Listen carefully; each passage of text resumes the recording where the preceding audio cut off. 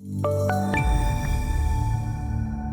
today's energy markets, let's take a look at natural gas futures today as they're realizing further upside. We're seeing them now up 7 out of the last 9 trading sessions. Today we're seeing natural gas futures up about 5.5%, above the $5 level, 5.211 in the futures market. And I think when you look at some of the reasons why we're seeing this upward momentum continue to persist, really don't have to look too much further than, I believe, the production and the supply concerns moving into the end of the year and early next year, as we are seeing production, for the most part, predominantly still offline in the Gulf, and the potential for further weather disruptions in the Gulf over the next few weeks, I think, have caused some greater concerns as to when that production might come back online. And with that, it's challenging supplies, as we are seeing supplies well below year-ago levels.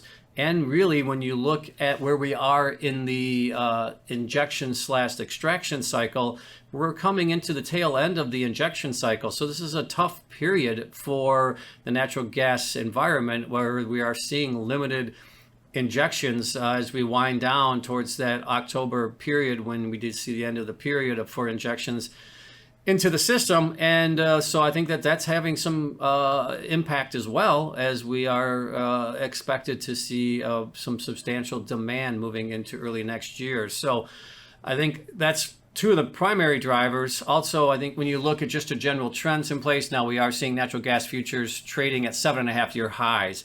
You have to go back to basically February of 2014 to see natural gas futures trading above these levels.